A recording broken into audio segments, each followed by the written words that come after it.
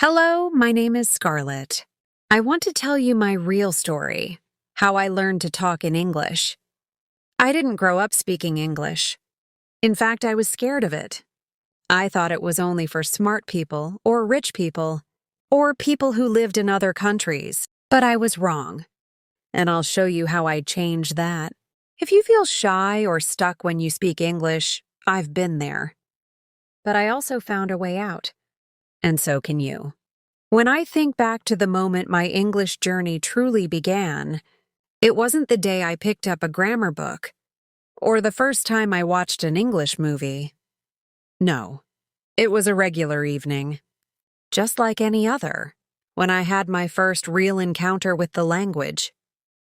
I was 18, walking near the old market in my city, when I saw a tourist couple struggling to find directions.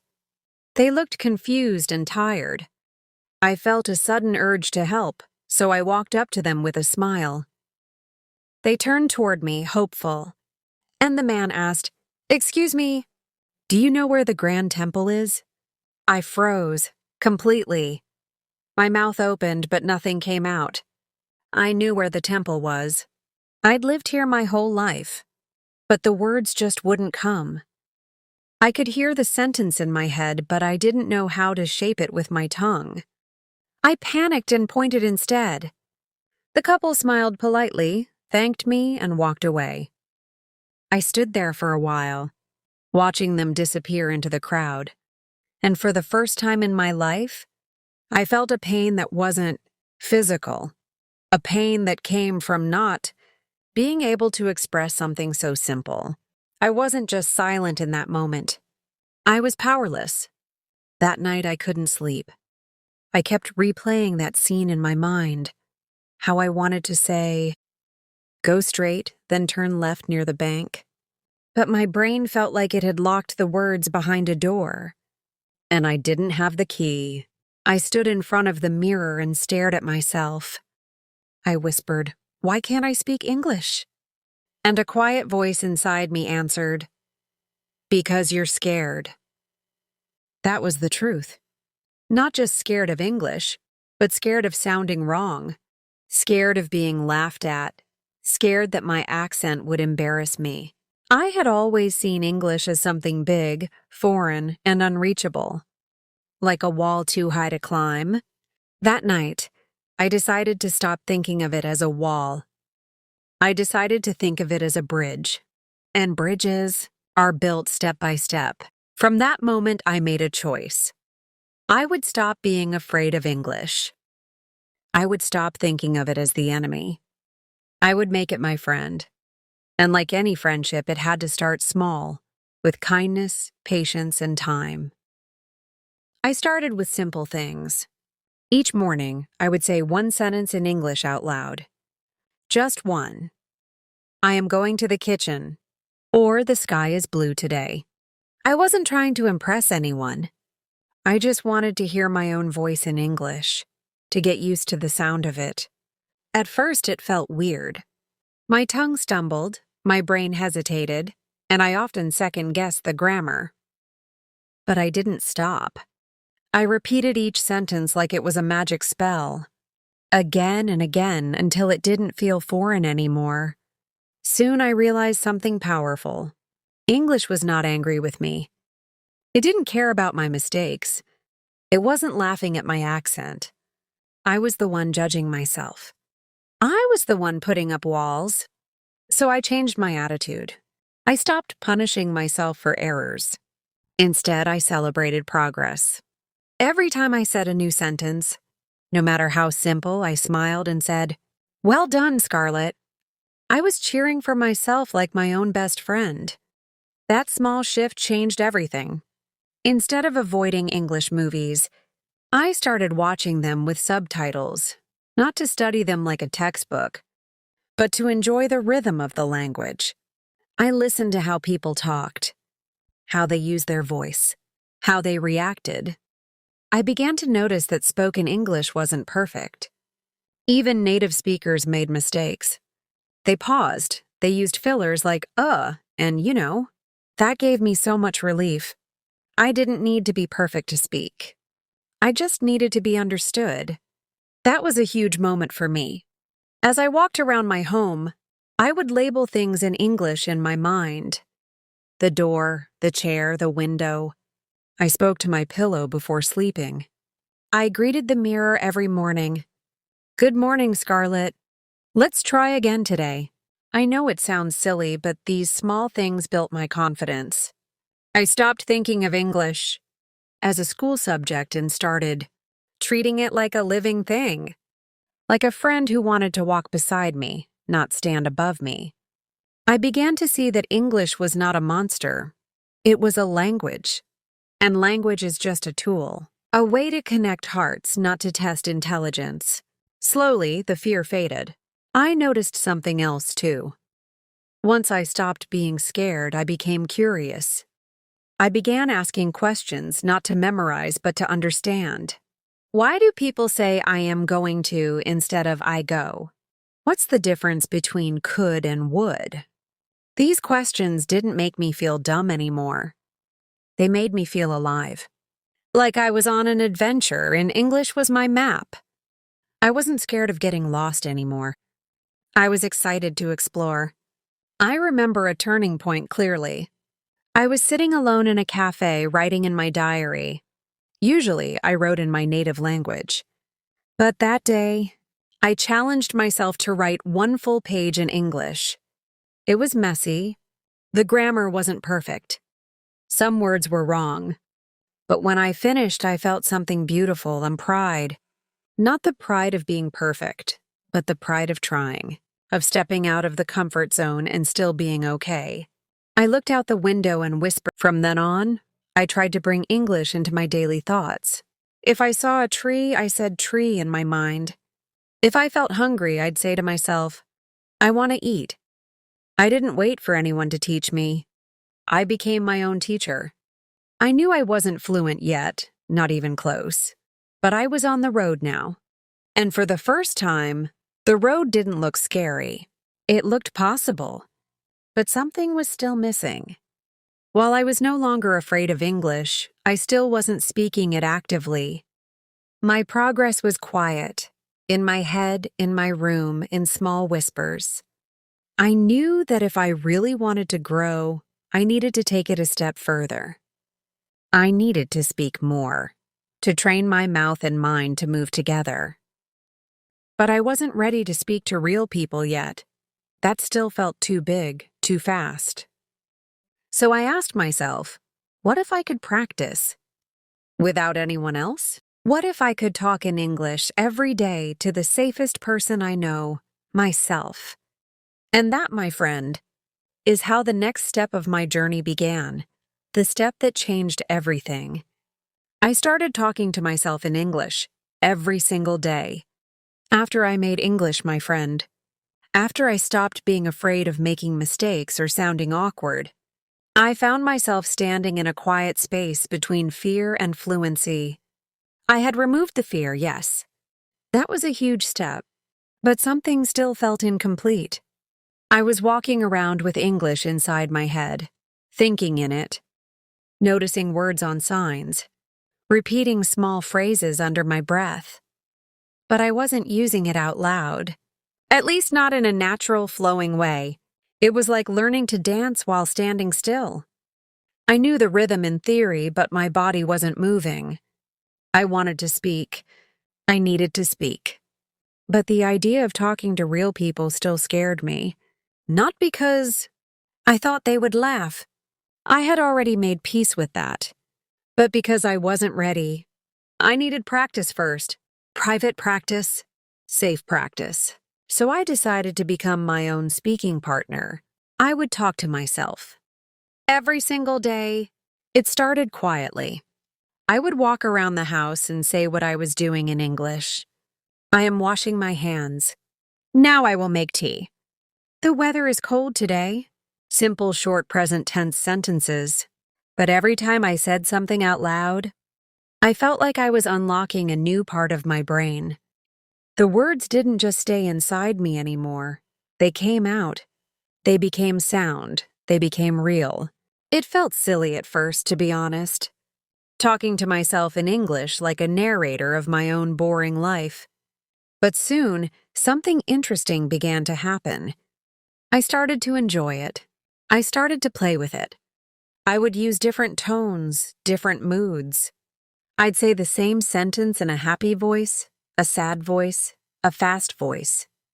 I wasn't just practicing, I was performing. And suddenly English wasn't boring anymore. It was a game, and I was winning. Each day, I made a habit of describing my morning. As soon as I woke up before checking my phone or talking to anyone else, I would say something like, "Good morning, Scarlett. You slept well. Today you will speak English. You are not afraid. You are learning." That little morning ritual became like a meditation for me. It set the tone for the day. I didn't wait for motivation or confidence. I created it with my words, just by speaking them. And as I walked through my morning routine, brushing my teeth, making breakfast, getting ready for college, I kept the English going in the background. Where is my blue shirt? I think I will take the bus today. I need to charge my phone. These were not textbook sentences. No one taught me how to say them. They were just natural things I needed to say. And I forced myself to say them in English, over and over again. After a few weeks, I took it a step further. I created fake conversations. I imagined I was talking to someone else, a friend, a shopkeeper, a teacher, and I spoke both sides of the dialogue. "Hello, how are you?" "I'm fine, thank you." "And you?" "I'm good too." "What are your plans today?" I would go on like this for 10 or 15 minutes, pretending to talk to someone real. Sometimes I used the mirror, so I could see my expressions and mouth movements. At first, it was a little awkward. I'd laugh at myself, but then I noticed something amazing. The more I practiced, the more automatic it became. I didn't have to stop and translate words in my head. The sentences just started to come, slowly, naturally, like water from a tap that had been rusty for too long. It started with drips, but then it began to flow. I remember one morning very clearly. I was making eggs and I suddenly said, "I think I'll try a boiled egg today instead of fried." It was so smooth, so unexpected. I paused and realized I hadn't planned that sentence. It just came. That's when I understood the real power of talking to yourself. It's not just about saying words. It's about training your brain to think in English, to remove the need to translate, to make English your default language, even if just for a few minutes at a time. From that day on, I increased the difficulty. I started giving myself small topics and talking about them for 2 or 3 minutes. One day, I spoke about my favorite movie. Another day, I described my childhood home. I didn't care if the grammar was perfect. I just wanted to speak without stopping. I even set a timer sometimes. "Okay, Scarlett, talk about your dream job for 3 minutes. Go." It was hard at first. I would repeat myself. I would get stuck on words, but I didn't give up. I kept going. Because I knew every word I spoke was building a bridge between silence and fluency. Eventually, I brought English into even more parts of my life. When I was alone on the bus, I would look out the window and describe what I saw. "There's a man with a red hat. He is talking on the phone. That child is eating ice cream." I was narrating the world around me like a reporter. It made the time pass faster, and it trained me to think fast in English. My brain was learning to catch the moment, find the words and speak, all in real time. No delay, no translation. Just speaking. I also started using my phone differently. I changed the language settings to English. I started using a voice recorder app to record myself. I'd talk about my day, then listen to it later. Sometimes I cringed at my own voice, but I also noticed improvement. My pronunciation was clearer. My sentences were longer. My pauses were fewer. I was becoming more fluent, not by studying harder, but by speaking more. The best part? I didn't need anyone else to practice. I didn't have to wait for a conversation partner or an English teacher. I had everything I needed: my voice, my thoughts, my mirror. And because I was talking to myself, I wasn't afraid of judgment. I could be honest, silly, emotional. I could talk about things that mattered to me: my dreams, my doubts, my memories. And in doing so, I found not only my English voice, but my real voice. One night, I sat on my bed after a long day and recorded a message to myself. I said, "Scarlett, I'm proud of you. A few months ago, you were scared of English. Today, you spoke in English for 30 minutes without stopping. You didn't need a book. You didn't need a teacher. You just needed you." I listened to that message the next morning, and I cried. Not because of sadness, but because I could finally see how far I had come. Talking to myself was not just a practice. It was therapy. It gave me a space to grow without fear, to express without correction, to explore without pressure. And because of that, I didn't just become better at English. I became better at trusting myself. But soon something began to change again. I started to feel a new kind of hunger, a new kind of excitement. I had built confidence by talking to myself. But now, I wanted to test that confidence with other people. I wanted to use this new English voice, the one I had grown with love and patience, in the real world. I didn't want to keep it locked inside my room anymore. I wanted to take it outside, to speak to strangers, to make English a part of my real, everyday life. And that, my friend, was the next step of my journey. The moment I stepped outside and said, "Okay, Scarlett, now go use your English in the real world." The day I decided to take my English outside the walls of my room felt a little like standing at the edge of a cliff. For months I had been speaking to myself, in the mirror, in the kitchen, in the quiet corners of my mind. My confidence had grown. My sentences were smoother. My thoughts flowed more naturally in English than ever before. I was proud of the progress I had made, but a question kept ringing in my head. Can I do this in the real world? Because it's one thing to speak to yourself where no one's listening. It's another thing to walk into the world and speak when someone is looking back at you. And even though I had stopped being scared of English itself, I still felt nervous about using it with real people. But something inside me had changed. I was no longer someone who waited for the perfect moment. I had become someone who created it. So I made a quiet promise to myself that morning. I would not come back home until I had spoken English with at least one real person. I remember walking out of the house that day, feeling like I was carrying two versions of myself. One was the old Scarlett, nervous, unsure, always hesitating. The other was the new Scarlett, bold, curious, ready. I didn't know who would win that day, but I knew one thing: I had to try. I took a deep breath, and instead of heading to my usual grocery shop where I knew everyone spoke my native language, I walked 2 blocks further to a small tourist-friendly cafe near the old fort. I had passed it many times but never dared to enter. Today, that was going to change. The bell above the door rang as I entered. A girl behind the counter smiled and said, "Good afternoon." That moment, that 1 second, felt like standing in the middle of a spotlight. My mind went blank for half a heartbeat. But then I heard my own voice say, "Good afternoon.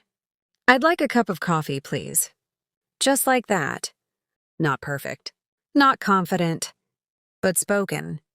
The girl smiled again and asked, "Would you like sugar with that?" I nodded and replied, "Yes, 1 spoon, please." We didn't have a deep conversation, but I had done it. I had used English with a real person, and the world didn't fall apart. No one laughed. No one corrected me. I paid for my coffee, took a seat by the window, and let the moment sink in. I sipped slowly, not because the coffee was too hot, but because I wanted to hold on to that feeling a little longer. The feeling of doing something that scared me and surviving it. That was the beginning. From that day on, I made it my mission to use English in some small way. Every single day, out loud, in public, with people. I didn't go around giving speeches. I didn't force conversations. But I found little moments. At the bakery, I said, "Can I have 2 buns, please?" On the bus, I asked the conductor, "Is this seat free?"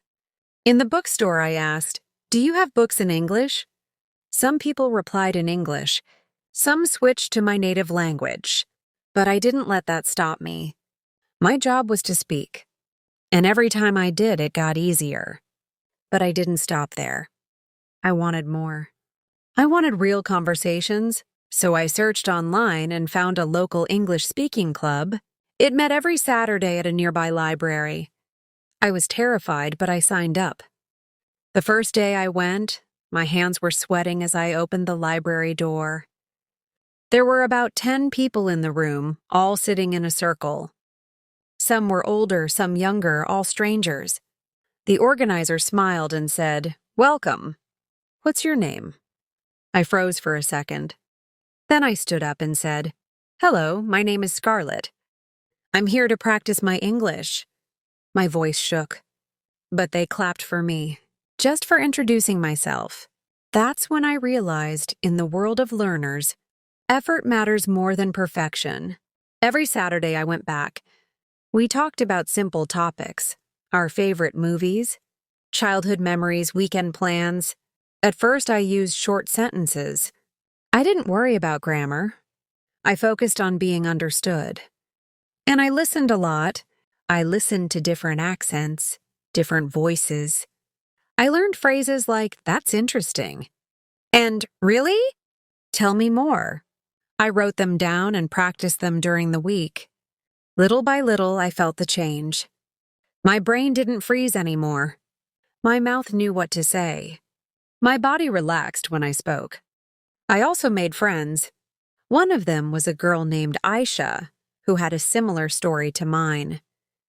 We started meeting outside the group, too. We'd go for coffee and speak only in English. Sometimes we made mistakes. Sometimes we laughed at our weird sentence structures, but we never corrected each other to feel superior. We just kept practicing because we knew the more we spoke, the more fluent we became. It wasn't about being perfect. It was about being brave enough to try. To take my learning even further, I started working as a volunteer guide at a local historical site. It wasn't a full-time job, just a few hours on the weekends, but it gave me the chance to interact with English-speaking tourists. At first, I memorized a few lines about the place. This fort was built in the 17th century. It has 5 towers and a large courtyard. But the real magic happened when tourists asked me questions. Sometimes I didn't understand. Sometimes I had to ask them to repeat.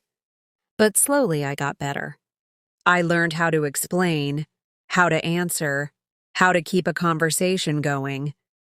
I even started telling small stories and about the history, the legends, even funny things that happened to other visitors. I wasn't just speaking English anymore. I was using it to connect, to explain, to share. That was the real test, and the real reward. One afternoon, a woman from Canada said to me, "Your English is so good. Did you study abroad?" I smiled and said, "No, I just practiced. A lot." She nodded and said, "Well, it's working." That one compliment lit a fire in my heart. It wasn't just about grammar or vocabulary. It was about being understood, about being able to express myself, to tell a story, to hold a conversation without fear. My world had changed. Not because I went to an English-speaking country, not because I took expensive classes, but because I brought English into my real life, Bit by bit, I made it part of my world. My phone, my thoughts, my friends, my job, my conversations, all had English in them now. And I was no longer a guest in the language. I was living inside it. And do you know what the most beautiful part was? I began to think in English without noticing. I no longer translated from my native language. I didn't plan sentences in my head before speaking. My mouth and my mind worked together.